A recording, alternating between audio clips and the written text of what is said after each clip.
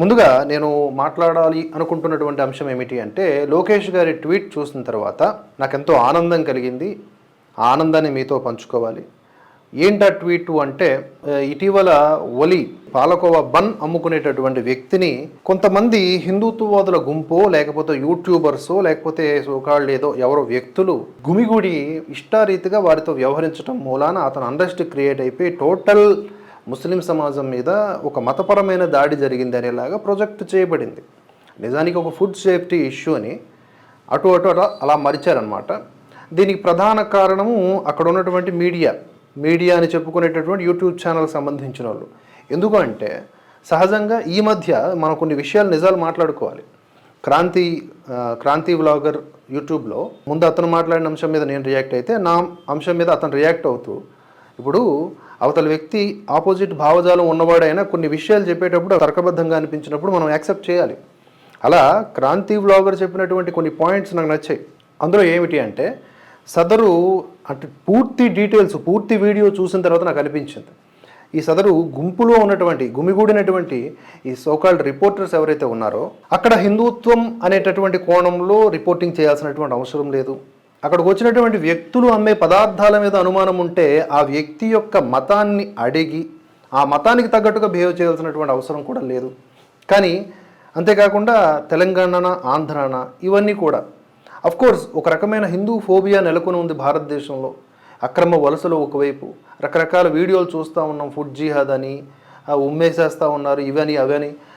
ఈ కోణంలో ఉన్నప్పటికీ సహజంగా ఇతరులు సామాన్యులు ఎవరైనా సరే అలాంటి ఒక ప్రశ్నలో అలాంటి ఒక పరిస్థితిలో క్రియేట్ చేస్తే మనం అర్థం చేసుకోవచ్చు. కానీ తాము రిపోర్టర్లను తాము ఒక బాధ్యతాయుతమైనటువంటి యూట్యూబర్లు అని చెప్పుకునేటటువంటి వాళ్ళు అలాంటి ప్రశ్నలను ఎప్పుడు కూడా లేవనెత్తకూడదు. ఏవైతే 3-4 సందర్భాల్లో మాట్లాడారో అలా మాట్లాడటం వల్ల అది కమ్యూనల్ యాంగిల్లోకి మార్చబడింది.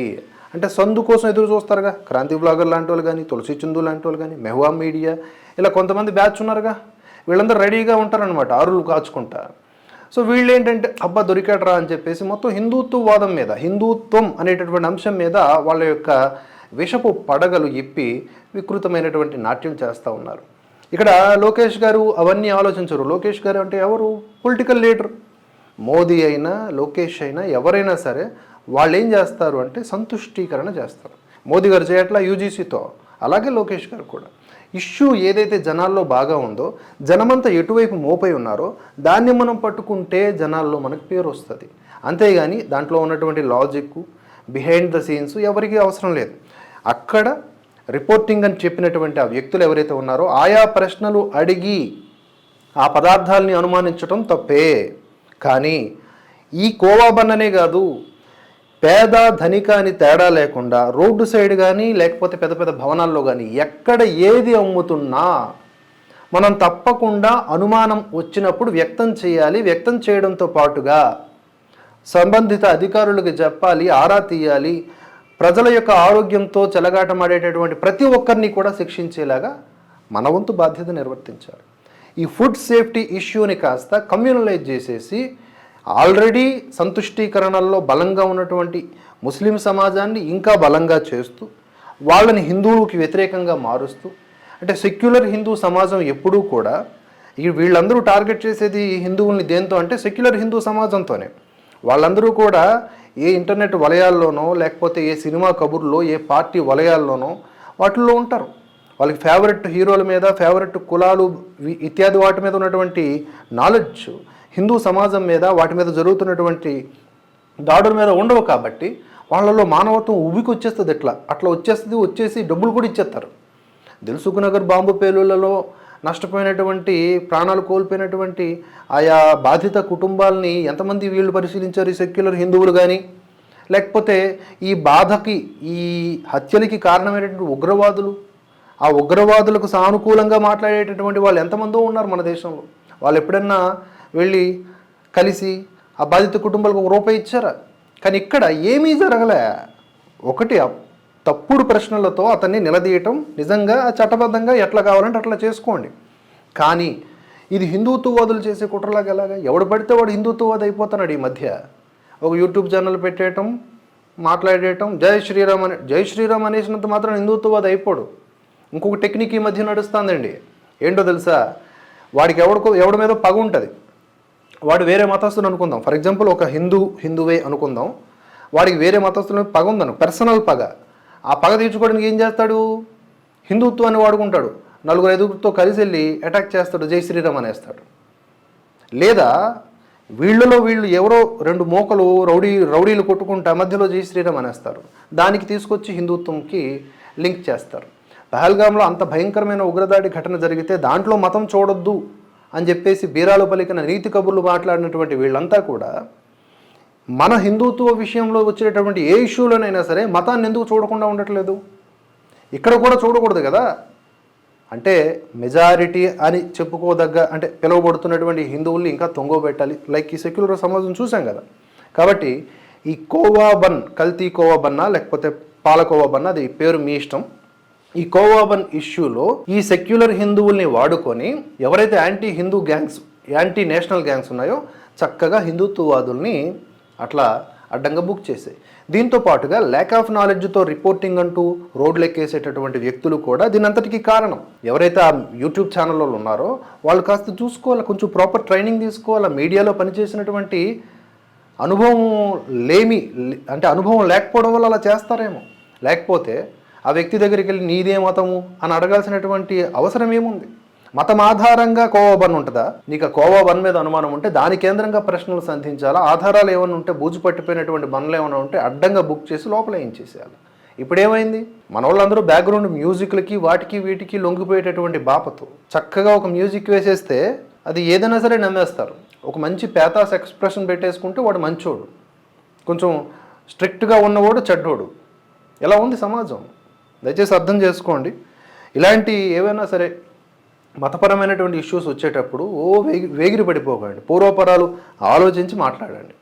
ఇదే అదునుగా ఈ క్రాంతి వ్లాగర్ లాంటి వాళ్ళు వీళ్ళందరూ కూడా ఇది కమ్యూనల్ యాంగిల్లోకి మార్చారు, చూశారు అనేలా చెప్తున్నారు కదా. మరి వాళ్ళకి నేను అడుగుతున్నాను అనమాట, మీరు ఎన్ని సందర్భాల్లో ఇలాంటి కమ్యూనల్ యాంగిల్స్ నిజంగా బయటపడినప్పుడు మాట్లాడారు అని.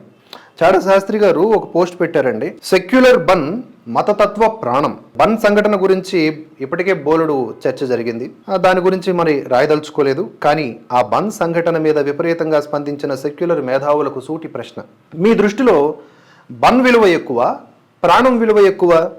ఎందుకంటే బన్ మీద మీరు స్పందించిన దానిలో కనీసం 1% తలలు తెగిపడుతున్నప్పుడు మాట్లాడారా? తలలు తెగిన ఆ మొండేలు కూడా భేదవే. ఒకడు తిండి కోసం దేవాలయాల్లో పూజలు చేస్తుంటే ఇంకొకడు కుటుంబ పోషణకు టైలర్ వృత్తి చేసుకుంటున్నాడు. 2 కుటుంబాలకు ఆ మగవాళ్లే దిక్కు. వారి ఆదాయం మీదనే వారి బీద కుటుంబాలు ఆధారపడి బ్రతుకుతూ ఉన్నాయి. గుర్తుకొస్తోందా ఇలా చెప్తూ ఉంటే? ఏ సంఘటనలో? ఒకటి తెలంగాణ వరంగల్లో ఒక బీద పూజారి సాయిబాబా గుళ్ళో మైక్ పెట్టాడు.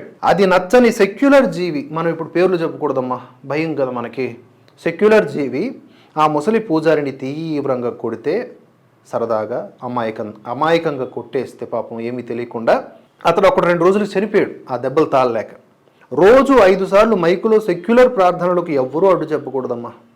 కానీ పూజారి గుళ్ళో మైక్ పెట్టడం సెక్యులర్ భావాలకు విరుద్ధం కాబట్టి ఆ పూజారి అటువంటి చావుకు అర్హుడే. బహుశా అందుకేనేమో బన్ గురించి అంతర్జాతీయ స్థాయికి చేరే విధంగా గొడవ చేసిన ఈ సెక్యులర్ జీవులకు ఆ బీద పూజారి తిన్న దెబ్బలకు వచ్చిన కన్నీళ్లు కనిపించలేదు, నొప్పులకు వచ్చిన మూలుగులు వినిపించలేదు. ఆ కుటుంబం కన్నీళ్లు కాలువలో మురికి నీళ్లలా పోవలసిందే, లేదా ఎండకు ఆవిరి అవ్వవలసిందే. ఇది తెలంగాణ వరంగల్లో జరిగినటువంటి ఘటన. గుర్తుందా, మర్చిపోయినారా? ఆ సట్రా గడిగని తెలుసా లేదా? సట్రా అంటే ఎవరో మీరు కామెంట్ చేయండి. సాయిబాబా మీద మేమేదో అనేసామని చెప్పి వీడియోలు చేస్తూ మా మీద వ్యక్తిగతంగా దాడి చేస్తున్నటువంటి ఒక మూర్ఖ శిఖామణి ఉన్నాడు కదా, సట్రా అంటే వాడే. సో అలాంటి వాళ్ళందరూ కూడా ఈ వరంగల్ ఇష్యూ మీద మాట్లాడారా? వాళ్ళు మాట్లాడరు. ఈ సెక్యులర్ హిందువులు ఎవరైనా ఉన్నారు కదా, వీళ్ళందరూ వాళ్ళ కుటుంబం దగ్గరికి వెళ్ళి డబ్బులు ఎప్పుడైనా ఇచ్చారా? ఈ సెక్యులర్ హిందువులు. మేమంటే మా బాధ్యతగా మా మీడియా పరంగా మేము క్వశ్చన్ చేశాం, మా బాధ్యతను మేము నిర్వర్తించాం. మీరందరూ ఎగేసుకొని ఆ వలి దగ్గరికి పోయారు కదా, బండ్లు అమ్ముకునే వ్యక్తి దగ్గరికి డబ్బులు ఇచ్చారు కదా. మరి బీద పూజారి చచ్చిపోయాడు, కనీసం ఆ న్యూస్ కూడా గుర్తుందో లేదో, సోయందో లేదో మీ బతుకులకి, మీ సెక్యులర్ గబ్బు బతుకులకి. ఇంకొకటి, నూపూర్ శర్మ ప్రోఫెట్ మీద చేసినటువంటి కామెంట్, ఆమె గొడవ చేశారు.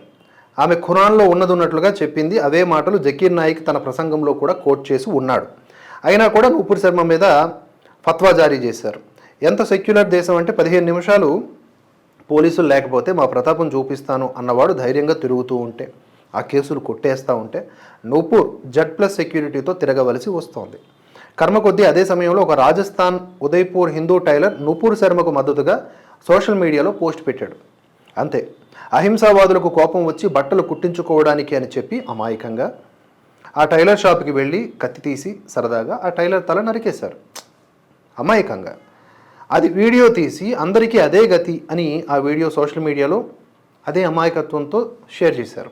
ఆ టైలర్ ఏమీ అంబానీ కాదు, BMWలో తిరిగేవాడు కాదు, వాడు పేదవాడే, క్రాంతి వ్లాగర్. మీరు వింటున్నారా? మరి ఈ లైవ్ కనుక ఎవరైనా చేర్చండి ఆయన దగ్గరికి. వీటికి ఆయన ఏం సమాధానం చెప్తాడో నేను చూస్తాను. ఈ వాదనలు ఎప్పుడన్నా ఆయన నిజాయితీగా బయటకు తీసి చెప్పగలిగాడా? ఇందులో ఆయనకి కమ్యూనల్ యాంగిల్ కనిపిస్తుందా లేదా? ఓకే, ఇప్పుడు బన్ మీద విరుచుకుపడుతున్న సెక్యులర్ జీవులు అప్పుడు నవరంధ్రాలు మూసుకొని బంకర్లలో దాక్కున్నారు. వారానికి కనీసం 5 లేక 6 లవ్ జిహాద్ కేసులు వస్తున్నాయి. అవి కాకుండా ఏకంగా ముఠాలు డజన్ల కొద్దీ హిందూ అమ్మాయిలను స్త్రీలను టార్గెట్ చేస్తున్నట్లుగా మెయిన్ స్ట్రీమ్ మీడియాలోనే వార్తలు వస్తూ ఉన్నాయి. ఒకటా రెండా వాటన్నింటినీ ఖండించకుండా మౌనంగా ఉన్నటువంటి మీ సమర్థన ఇప్పుడు దీనికి మాత్రం నోళ్లు లేచేలా చేస్తూ ఉన్నాయి. దీని మీద రాజకీయ నాయకులు మాట్లాడతారు, వాళ్ళని ఎప్పుడు కూడా మనం సీరియస్గా తీసుకోకూడదు. They need votes, they need sympathy. Sympathy మీద సింపతి గడిస్తారు వాళ్ళు, ఇంక్లూడింగ్ మోదీ. నేను చెప్తున్నాను, మనకి బీజేపీయో టీడీపీయో జనసేననో ఈ పార్టీలు కాదు, మనకి హిందుత్వం కావాలి. ఈ హిందుత్వం ఉంటేనే ముస్లింలన్నా హాయిగా ఉంటారు, క్రిస్టియన్లైనా హాయిగా ఉంటారు, ఏ మతస్థులైనా హాయిగా ఉంటారు. హిందుత్వం అనేది పోయిందనుకోండి దేశం నుంచి, ఇది ఒక మరొక ఇరాకో, ఇరానో, సిరియానో, లిబియానో, టక్కానో, టిక్కానో అవుతుంది తప్ప ఇంక దేనికి పనికిరాదు.